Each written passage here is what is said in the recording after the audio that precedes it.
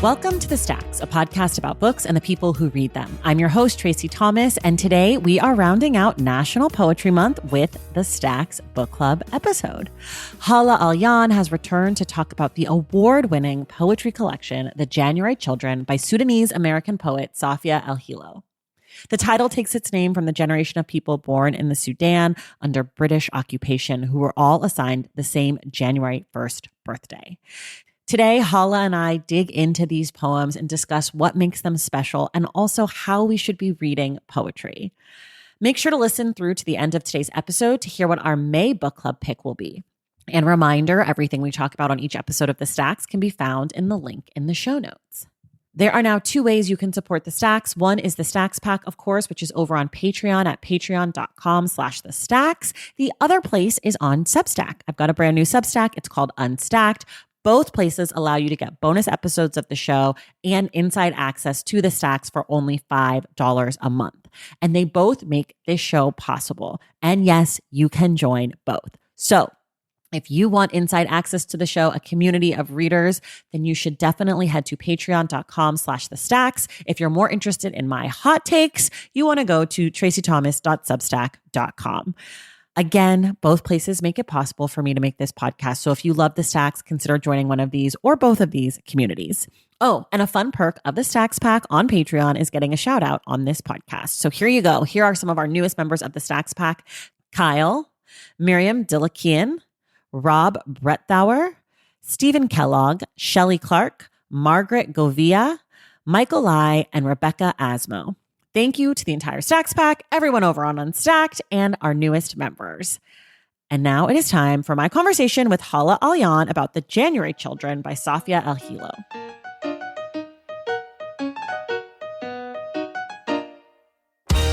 All right, everybody, it is the Stacks Book Club day. First of all, just want to let people know this book is our 101st book club pick.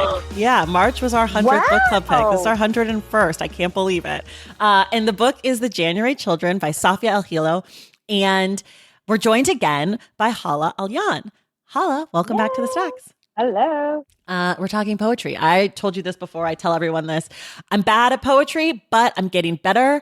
I feel like I'm finally kind of like, okay, I see what's happening here. I still don't get a lot, but I think I'm getting smarter. I feel like I'm really growing this muscle. Let me ask you, what did you get? What did you get? Okay. Or like, if you had to like elevator pitch me this book. Okay. I would say this is a book by a Sudanese American person who is thinking a lot about the way that language, borders, home sort of play into each other in her experience, because she feels like she's sort of torn between these places, between Arabic and English, between Sudan and Maryland. And I would also say this book is a cultural criticism on celebrity culture, and I love it because all the poems about the musician. Abdul Halim Hafiz, yes, the Egyptian singer who apparently is some sort of a heartthrob, and I love this for me and him. He's kind of a hottie, and he also would address the like asmarani, which is kind of a an Arabic term of, I mean, quotation mark endearment to like dark-skinned people, dark-skinned women in particular. Yeah, so she plays around a lot with that. Okay. How did I do? Do you think that I got? You did great. Okay. Yeah, I completely agree. I feel like I did it. Yeah, she's playing with displacement. She's playing with like border crossing. She's playing with how to like inhabit these different worlds at the same time and how contradictory they are. Yeah. You know, like Safia is someone who I recommend people go and look at her. She won an Arab American Book Award for one of her collections. It might have been this one. I think it was this one. And she has a really beautiful speech about it, about how she the reasons in which she does not identify as Arab and the reasons in which her how Arab spaces have not made room for blackness. And so I think she that speech is I really recommend people go check that out. We will definitely link that in the show notes. So we usually start here, which is, what did you think kind of generally of the collection? I think it's beautiful. I mean, Safia, I gotta when you have to sort of just speak your biases or whatever, Safia's a friend of mine. Okay. So I'm I also just am obsessed with her as a person. but I knew her as a poet before I ever met her. Mm. And so I can say with confidence that like I know that I love her writing outside of like who she is as a person. Like her writing, I think, is so, so beautiful. She also is someone who got her start in the slam world, Yeah. like slam poetry world.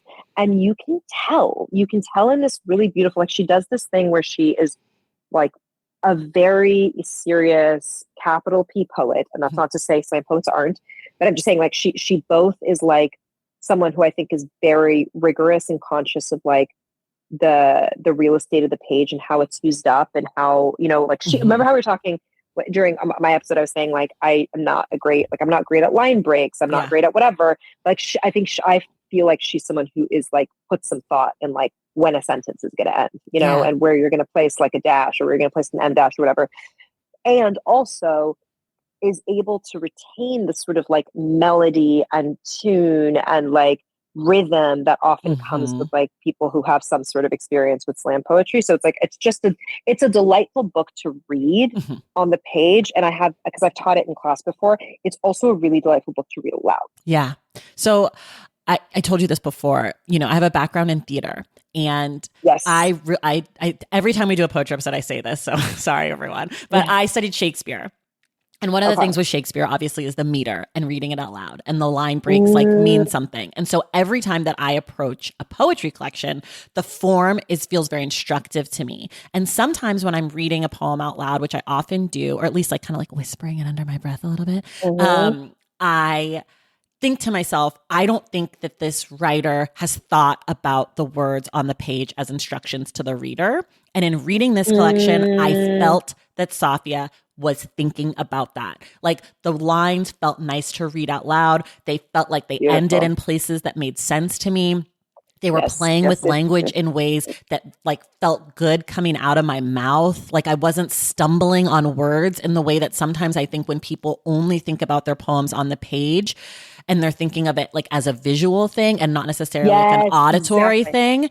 But I really felt like this collection, I could sense that. And one of the things we've also talked about is like, even if I don't know what the poet's trying to tell me to do, I usually think that like formal elements are some sort of instruction to do something. So like, for example, you have, in your book, you have the poem that has like the double slashes in between. And so I decided to take a breath every single time. So it was like a really panting kind of, cause there's like a lot of slashes and I was like hyperventilate, you know, like a little bit. And I felt like it was fun to do that with Safia's collection too, because I felt like any choice I made, I could sort of justify because she 100%. was thinking about me reading the book aloud in some way.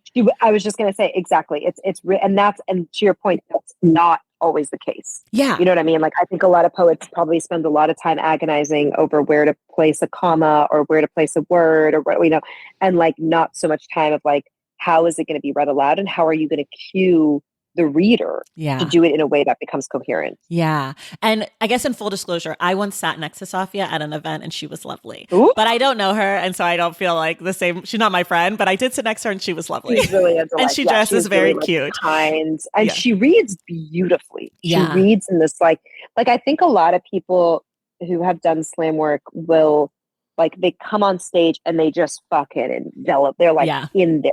Energy is like radiating. They come in hot.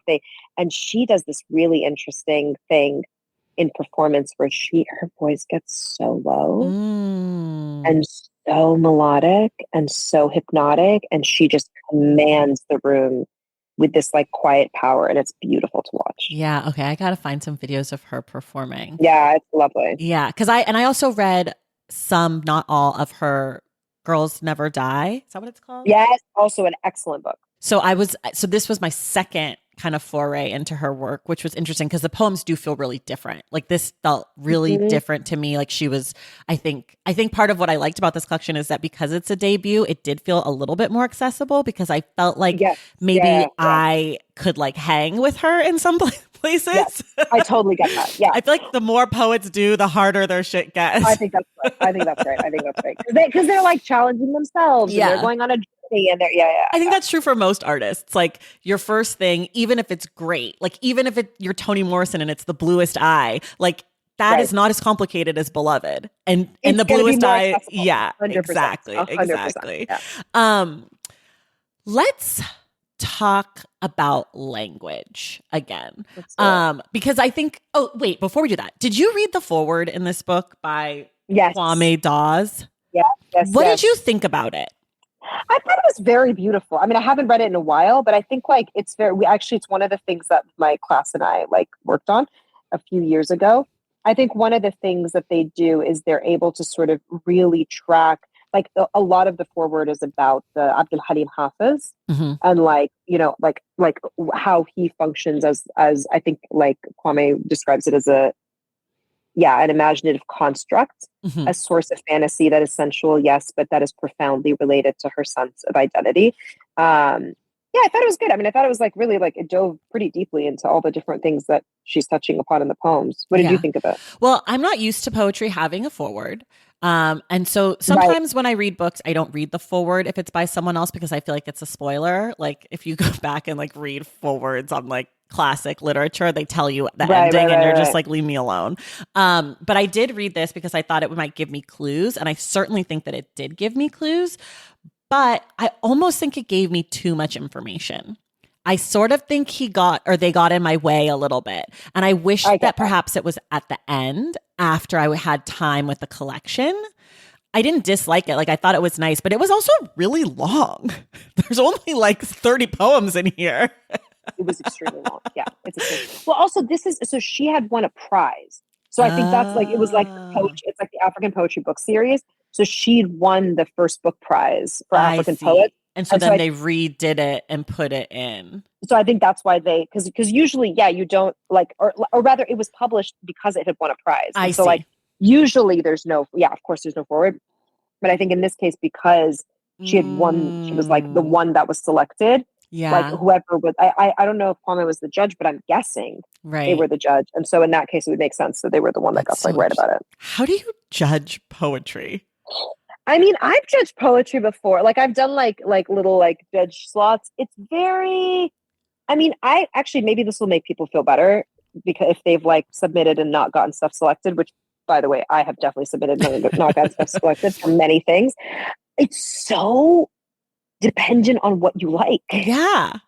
So like the judge is going to pick a book that the judge resonates with. And that's it. They're not going to pick the best book, like capital B, like objective best. They're not going to pick the most powerful. You know what I mean? Like that's not what's going to happen. They're going to pick the book that they enjoy the most. Right. And there's no way, like, I don't know how to how to make the process more objective actually. When I've done it, I'm like, yeah, I'm moved by this. And so I like this and that's it. I don't know how to explain too much why I'm moved by it, except that I like it.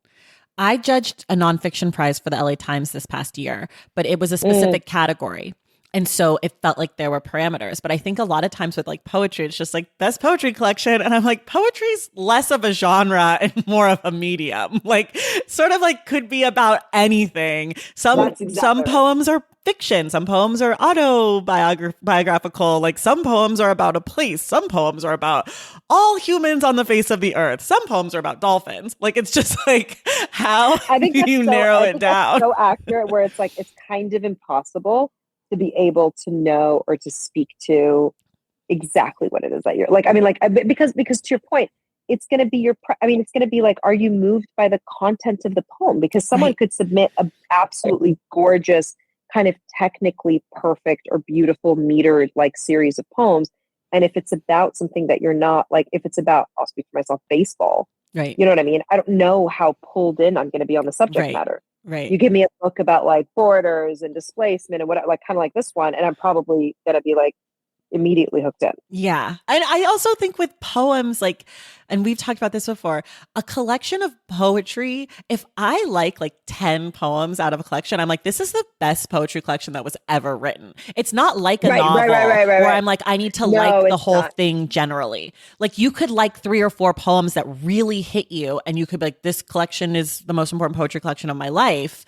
And you could hate just as many poems. And so I feel like that's hard too. Like when you think about a poetry prize, I'm like, how did you pick 10 books for this long list? Like there's so many. I have no idea. I mean, there's also, I think that it's funny you say that because I think sometimes that's by design that you want to publish a book that has some like not duds, but like, I mean, like with poetry, it's like you want to publish, you can't try to make them all 10 out of 10. Right. Sure. Then that would kind of be an exhausting book in its own way. But your 10 You know could what I be mean? my Like, 5 anyways.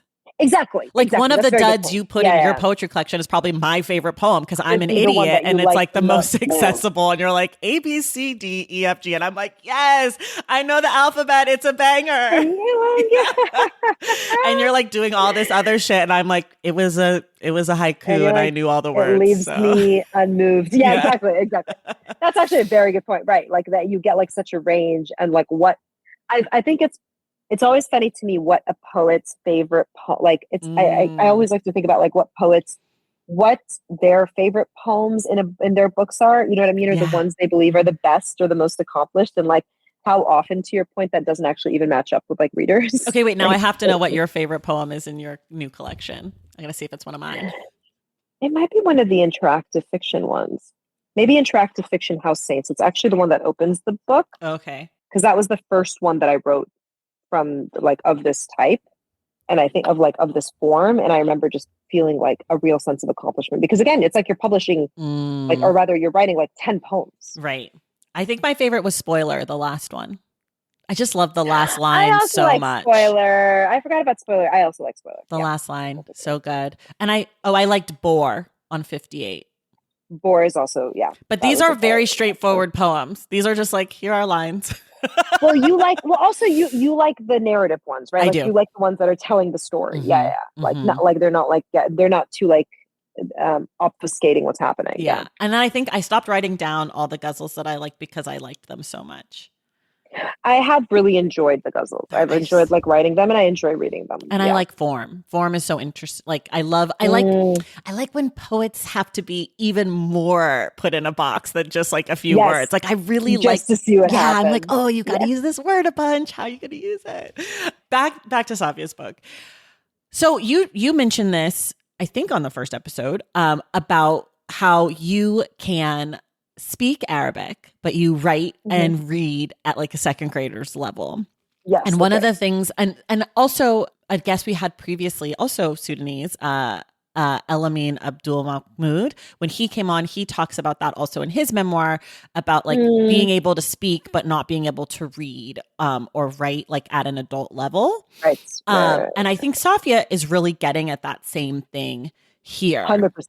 That like this, and I guess my assumption is that because I don't read or speak or write Arabic, right. that because Arabic is a pretty complicated language on the page, that you can have that ability and not be like, you can speak but not write. Also, I mean, there's kind of two different so there's a lot of dialects, first of all, but there's also there's something called formal Arabic or Fusha.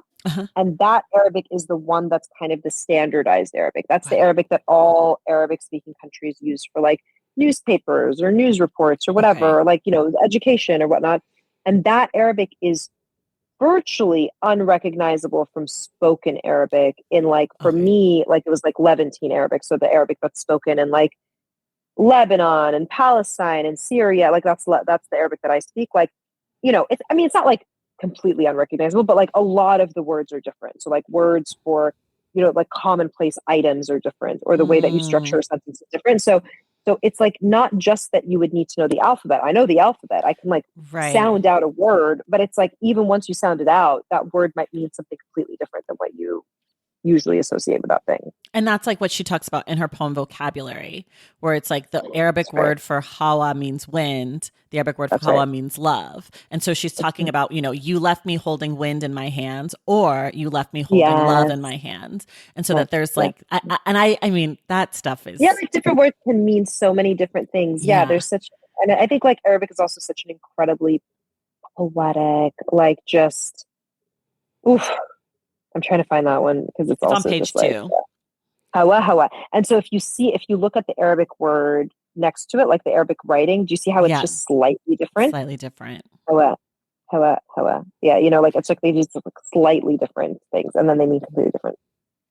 I mean, I think what's so fascinating about being a poet who is bilingual or trilingual or whatever, is that you're really thinking about words and then using words in a way that people who have one language like me, or people who maybe aren't poets, don't, like bilingual people who aren't poets, don't necessarily think about. But I was like wondering as I was reading this, like, are people in your family who are bilingual, do they also have these kinds of thoughts and like struggles with language? Or is it something that like you think is unique to people who are writers, poets? That's interesting. That's interesting. I mean, I think like there is a code switching in terms of language and even emotional code switching that happens for most people that are bilingual. You know what I mean? And Right. most people that are like bilingual and bicultural, where like you are probably having some sort of like tension point with the different languages in different ways. And there might be like, you know, like I like very much feel like my parents'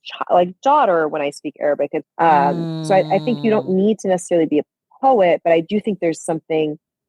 I agree. Like I do think there's something to be said for like if you are already interested in language, you're probably going to be, even like a musician, like you're probably going to be unpacking and breaking language in a different way, and then like again, like seeing how you can put it back together. Yeah, because I'm just thinking like I know there are words in English that like have multiple meanings that are different, but I never think about those things. I'm never like, there's these, like, I can't even think of one off the top of my head. You know, like I can only think of homophones or whatever. Like, but I can't think of, like, I'm like read and read or whatever. But like those are the same words. Right. Things that sound the same. That's yeah. So but like I can't, because I just don't think about language in that same way. And I'm sure people listening who are writers are like, here's 20 words that are like that in English. And so I was just thinking like, if you've got multiple languages and multiple uses of words and multiple, and like all the idiosyncrasies of language, and that's your medium, like that's right. A lot to work with. 100%. Yeah. No, I think there is something to be said for like, then you're diving in even more. Like you just have, I mean, it's like anything. It's like you have a larger surface area of things to cover, you know, and you have even more tools in your arsenal to reach out and like pop in an Arabic word. She does this a lot, like pop in an Arabic word in a poem. You know what I mean? Like that like the vocabulary one and the multiple choice format of it is brilliant because it does kind of show you how like, yeah, this word that seems the same, sounds the same, etc., can completely change the context of like the use of it, or completely change the context of the sentence depending on the use of it and depending on which one you're kind of leaning into. Yeah, and like it makes the meaning is totally different, right? Because she goes on to say Abdel Halim was left empty or was left full. Exactly. That's like the multiple choice. Yeah, exactly. Yeah. So it's like Fairuz is looking for vehicle or Fairuz is looking for fuel. Right. Yeah. I loved this poem. I was like, this was a poem where I was like, okay, I think I can hang out here a little bit. It's a beautiful poem. like I feel like I'm in already. No, it's one of the most like, it's gorgeous. It's gorgeous. And then of course, like language ties to home and like feeling like belonging, feeling like if you have a mastery of a language, you belong to at least the language, but a group of people, a community. And I think like, you know, like we said before, she's really, I feel like she feels sort of out at sea a lot in this book, like in between two places, like less displaced and more just like out of place. I resonate with that because I think she does. I think in reading her book, it's like she's often speaking of things not within them, but she's speaking of things as witness to them. Yeah, like she's like outside. I was just going to say exactly, like in order to witness, you have to be outside of a thing, you know, and she's kind of doing that in multiple ways around multiple, like, and again, around multiple places. Like what you earlier were talking about, like, you know, like her as someone that like is in Sudan and her as someone that's in like Maryland, you know, like both, like in both places when she's writing about either or both, it's like you do get the sense of, I mean, this is what I think it is to be multicultural or bicultural anyway, right? Is to like, to be inhabiting borderlands so fully that like you maybe are never fully in a thing. You're maybe always like writing from the vantage point of the person like observing. Yeah, that's really interesting. I'm mixed. So my mom is white and my dad is black. And I think like for a lot of people who are mixed like me, like in America, there's something about feeling like being between two places as well. It's different because like I'm Black American. So my Black family's been here longer than my white family, but still feeling like you're kind of, there are these borders that are different than, they're not governmental borders, but you know the difference as soon as you step into a store or a neighborhood or whatever. And I think that maybe that's like part of the reason that I'm I resonate so much with this collection, but also your collection of like trying to find where you fit in and like where you can drop in more fully or where you remain out and kind of observe. And I think that's like I'd never considered my own like racial duality in conversation with sort of like this physical like totally place. I mean, I don't like I think that makes perfect sense. I'm not mixed, I'm not part black, I'm not part white, but I can imagine that, like, yeah, there are certain places in this city, there are certain places in this country where you enter it is like entering a different country. There are different, like, there talk about like code switching, right? Yeah, there are different, like, there's different language for different things, there's different ways of expressing emotion, certain ways of expressing emotion. I mean, like, that's the trope of like the, you know, the angry black woman, right? Is like there's like these are these sort of like microaggressive, like, you know, ways of enacting violence against people, is like whittling them down to these sort of things, is like, there are certain spaces where if you go in and you show a degree of emotionality, you know, like, that's like, oops, you just broke some unspoken code about what it's like to be in that space, you know? Yeah. And if you're in a, you know, like, so it's like, yeah, I think that's the thing about any sort of demarcated identity, is that, like, if you inhabit it only in some ways, you know, or only partly, or only whatever, or if it's like, or if you inhabit it fully, but you're also inhabiting another one fully, which I think is probably a lot of people's experience,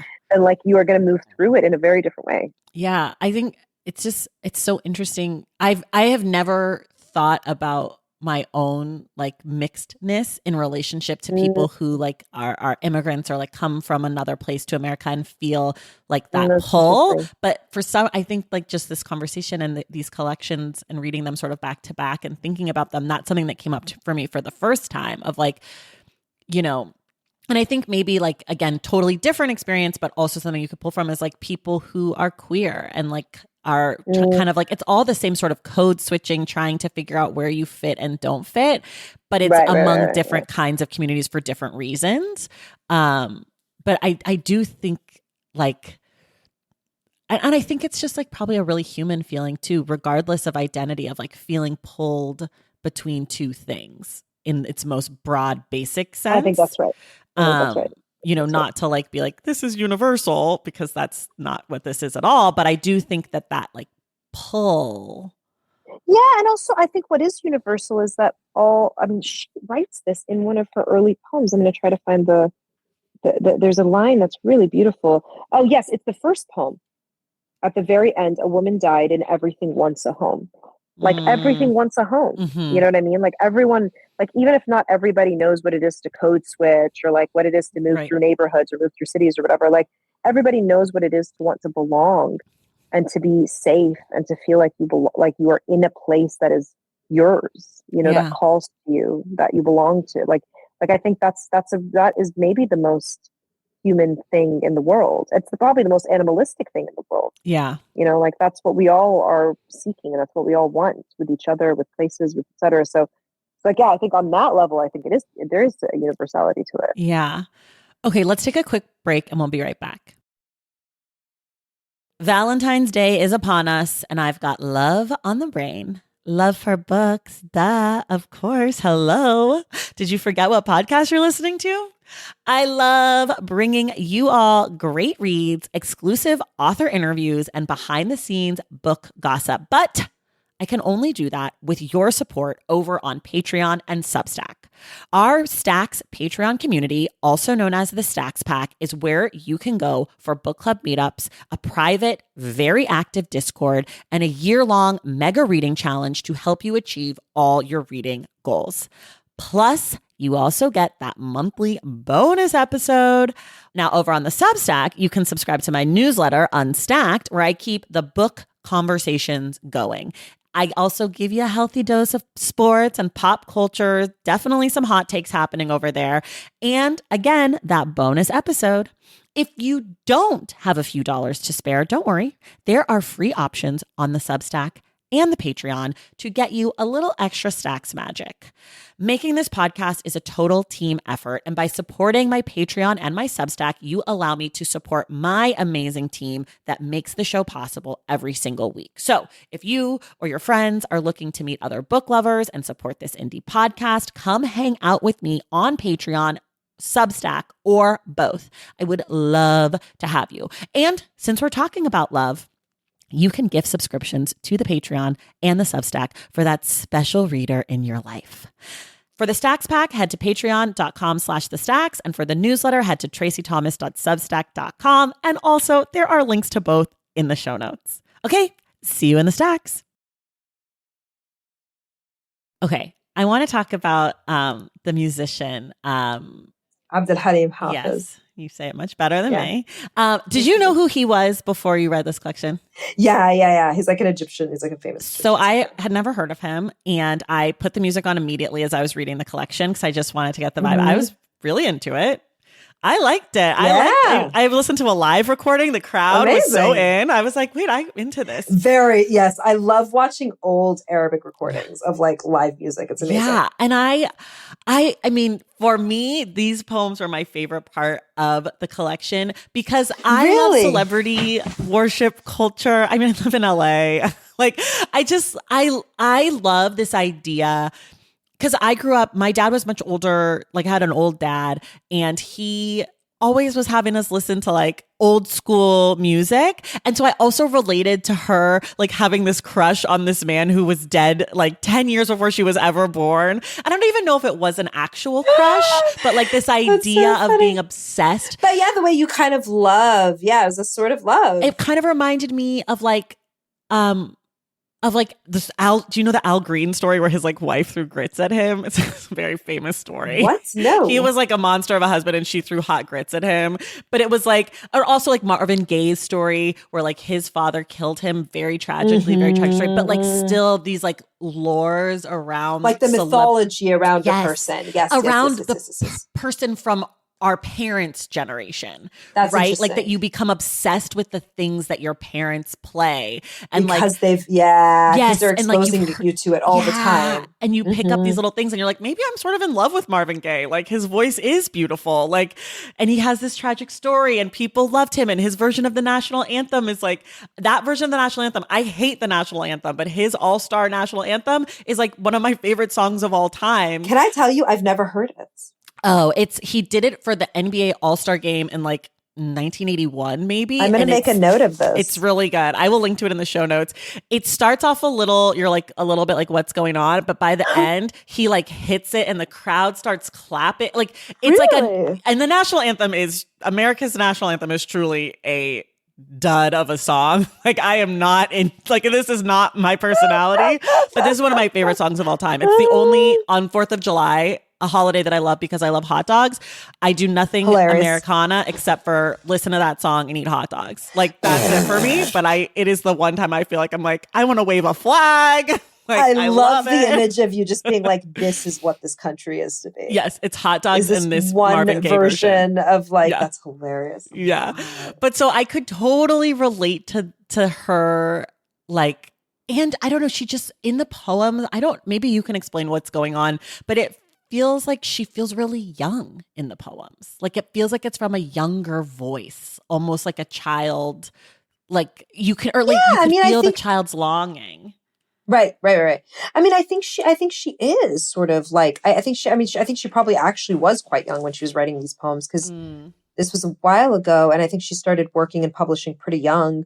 But yes, there is a part of it that's also just like, how do you, like one of the things that she's also doing in speaking to Abdul Halim or like in kind of speaking like in whatever in referencing him in these different pieces is like also speaking about her like blackness. Yes. You know what I mean? And also speaking about brownness and also speaking about what it is to like live in these different spaces. It's so like, I mean, I remember the like, would you care, like this piece on page 18, it's from Callback Interview for the Position of Abdul Halim Hafiz's Girl.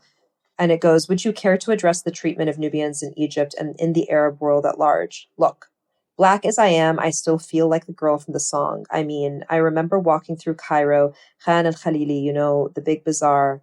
Anyway, I remember the men were calling from their shops, hey, Nile girl, hey, Eswandam, and I never got the context, so I'm not sure if they were taunting, but I mean, they looked at me and thought of water. Does that answer the question? Like, there's something about like her, like the way she writes about, like she's writing about him, but she's using him as an entry, a portal into all of these other things around like her skin color, the story of her parents, the story of love, the like it's brilliant. It's really brilliant. Yeah. And you said that he was known for like liking or like talking about darker skinned. Well, he I think there were a lot of songs of his that were addressed to like Asmerani, like so, which is just sort of a generic whatever term for someone that's dark skinned.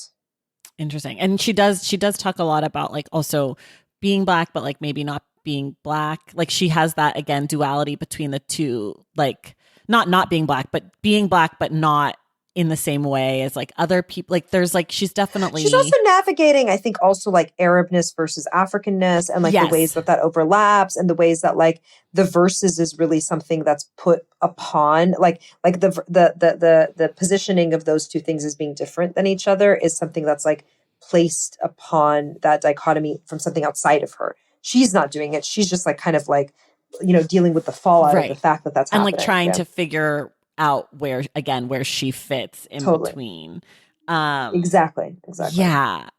I really liked all of those poems. The Singer poems. Yeah, I did. I think I also, again, I like repetition. I like getting to come back to this thing. And I liked seeing how she changed it and like how she kind of goes on the journey through the story. And then obviously I had to look up his death because he died pretty young of like some like liver disease from like a parasite or something. It was something, he had been sick his whole life, it sounds like, from like some sort of parasite I think you get in like water, and he was diagnosed young, and then he died in his 40s, and then people were killing themselves over his death.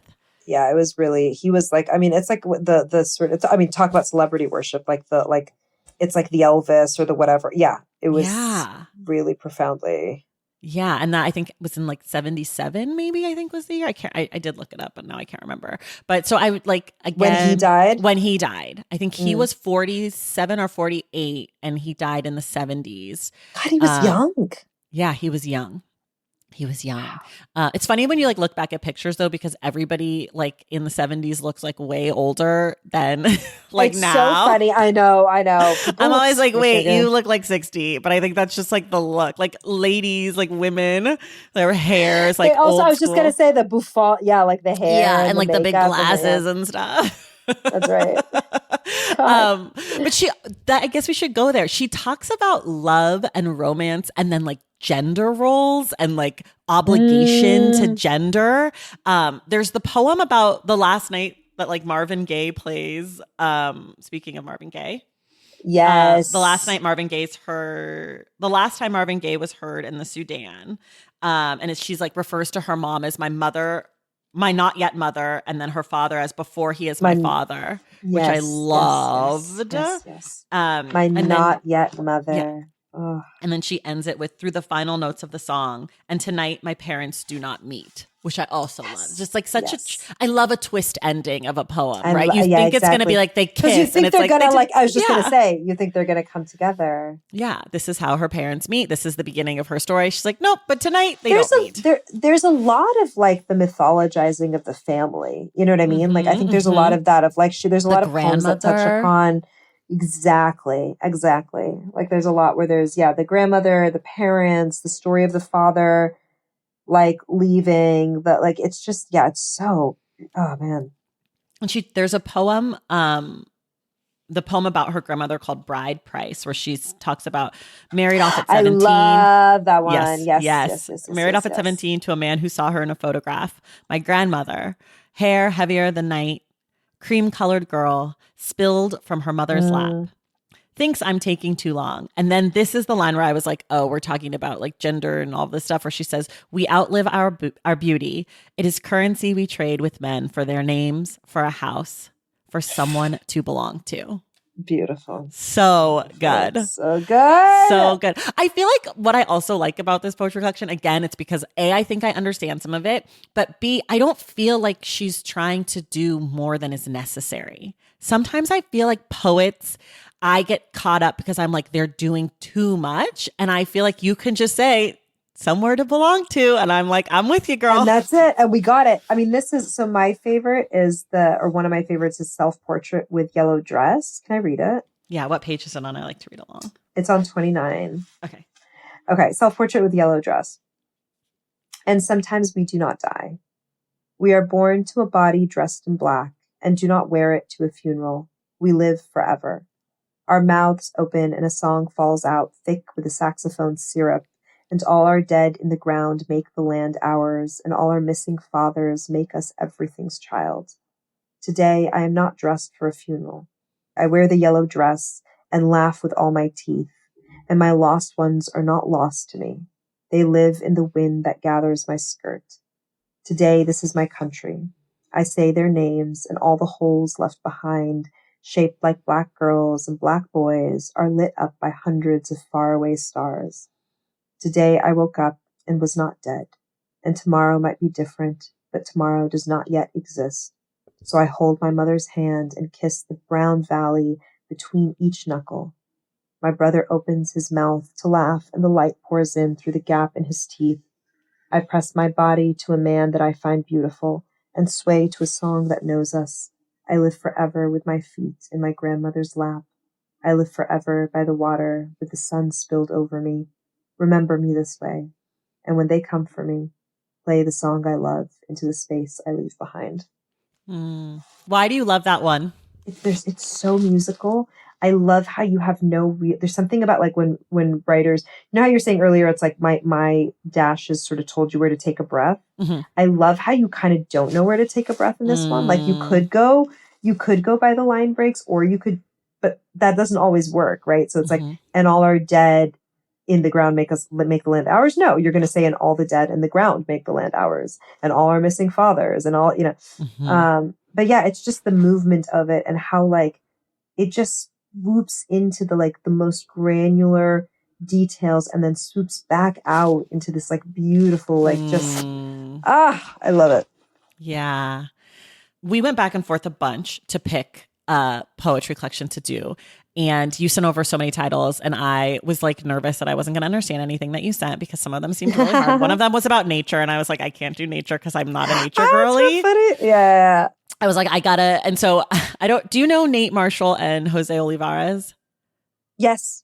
Okay. I know Jose. I don't know Nate Marshall. Okay. So they're best friends, but I have invited myself to their friendship. So I joke that we're the three poets because they're real poets and I'm me. But I was sending them all the collections you were sending, being like, will I understand these? Will I understand? Were they picked this one? Well, a few of them I knew for sure I couldn't do. I was like, I feel like I'm not going to be ready for these. Not going to do it. Yeah. And then you had sent two. I can't remember what the other one was. And I was like, what do you guys think between these two? And they were like, well, have you read Safia before? I was like, well, I've read some of the first book. They're like, well, if you like that, you'll probably like this one. Okay. And so that's why I picked it. But I want to know why you wanted to do this one. I think it's a book I've taught before. It's a book, you know how like there are books that let like just leave an imprint on you, and then they're just one of the first ones that come to your mouth. You know what I mean? Like, or to your lips. And like, this is one of them. Like, I think she touches on so many of the themes. Part of the reason I picked it is because I knew we were going to be talking about some of the stuff that was in the poetry collection that I had just published, and just in general writing, like what it is to write about identity, and what it is to write about place, and what it is to write about like moving between different kind of liminal spaces, both literally and sort of emotionally. And this felt like a perfect addition to that conversation, because she's like writing about that stuff so brilliantly. Yeah.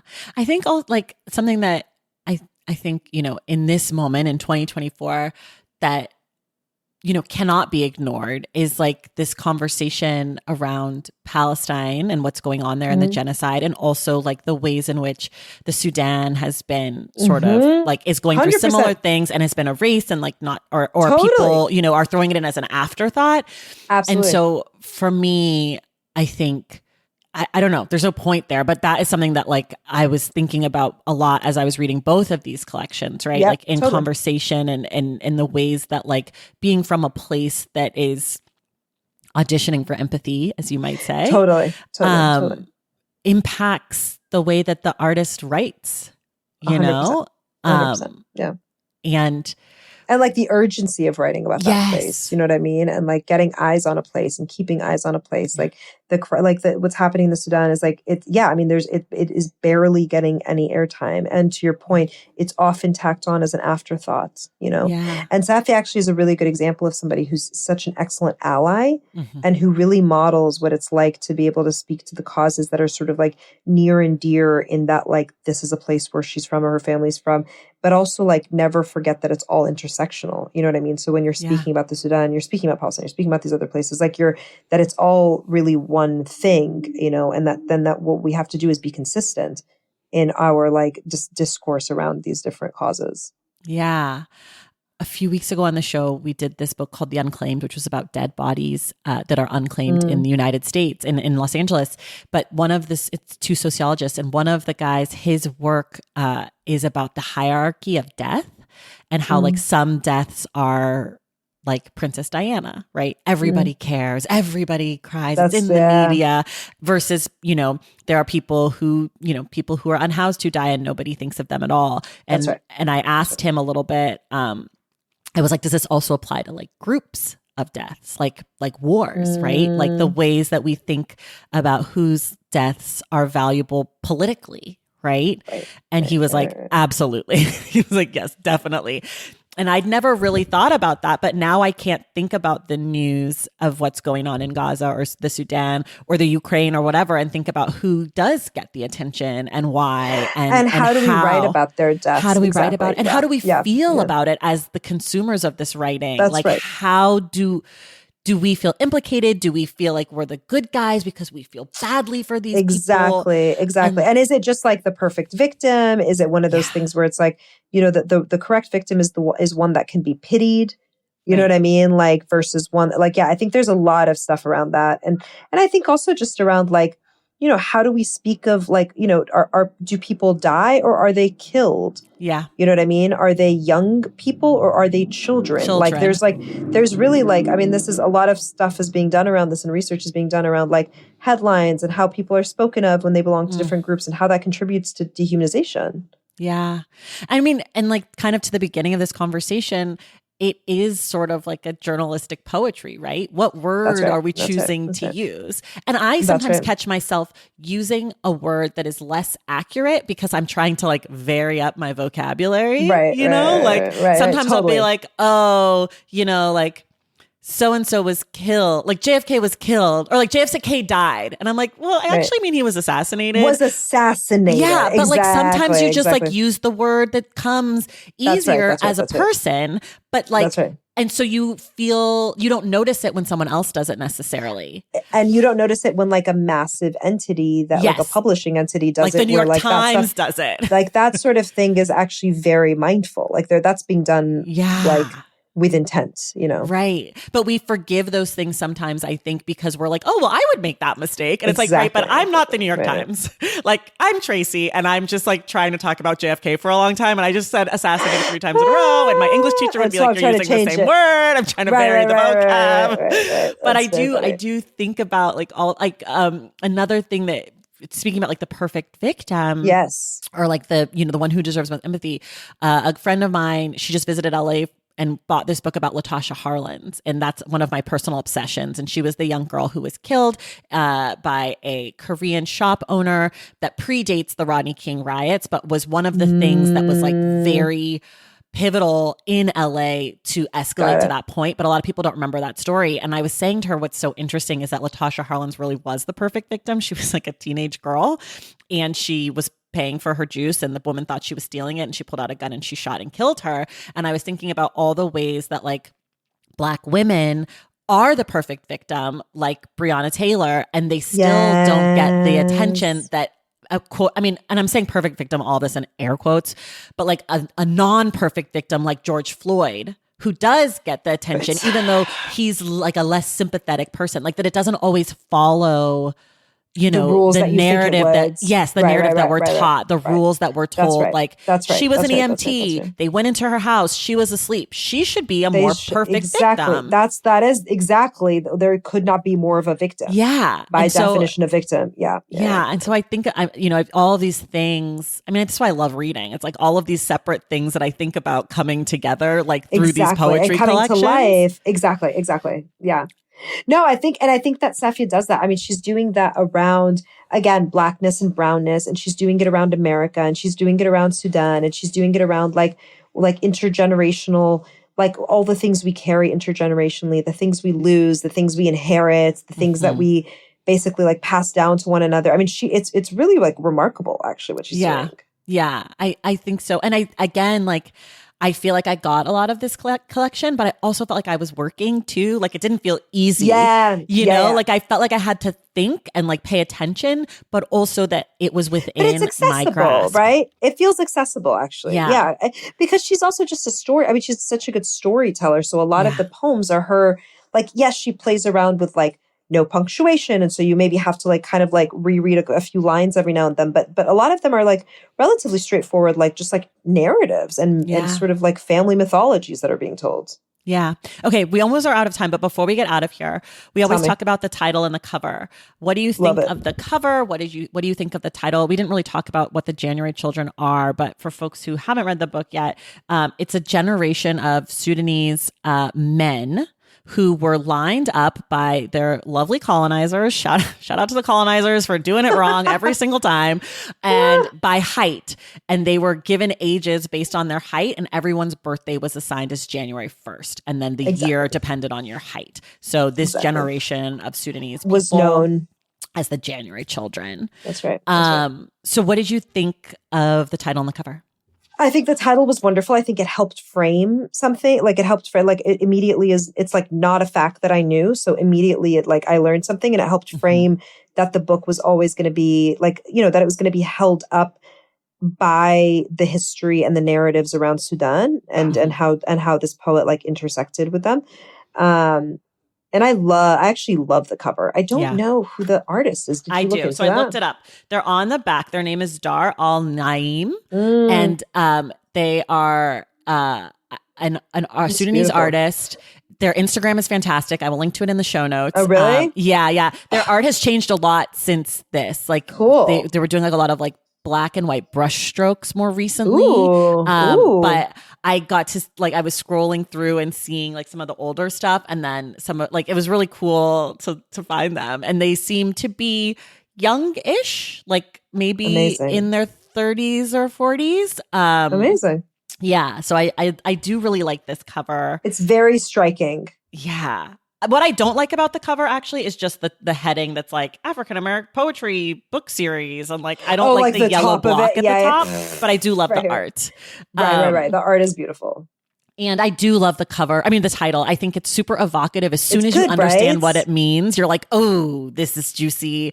And I think it, you know, obviously ties in to what we were talking about before about like the generational parts of this book, right? Like, because I think her grandfather was a January child. I think, yes. Her grandfather was a child. And also like, and like I'm saying, like it sort of frames it. So it's like, that tells you something about what this, you know, what happened to these people and this place under the occupation of the British. And then you like zap forward to the future where there's this like diasporic daughter of this place, you know what I mean? Having all sorts of like experiences in Cairo, in America, in Sudan, etc. Yeah. This was so great. Do you have anything else you want to say about this before we are done? No, just I like really recommend the book. If people haven't read it, please read it. Yeah, I recommend it too. For all of you people scared of poetry like me, you can do this one. I believe in you. I definitely think you can do it. It's not going to scare you. And for those of you who hate long poems, these poems are not that long. Some of them are very short because last year we did Ross Gay, and a lot of folks, myself included, struggled with the length of some of the poems. The very length. Okay, yes. They're very lengthy. That's fair. It's like a 100-page book with like 7 poems. Some of us were struggling, and by us, I mean mostly me. So everyone, January Children, if you haven't read it yet, read it. If you have read it and you want to read more, Safia's book that came after is called Girls That Never Die. Right. We have Hala's book, The Moon That Turns You Back, that just came out. She's got 4 other poetry collections, 2 novels. She's working on a memoir that she hates writing. Yes, it's true. Hala, thank you so much for being here. Tracy, this was a delight. Thank you so much for having me. I really, really had a great time. Me too. Everyone else, we will see you in the stacks.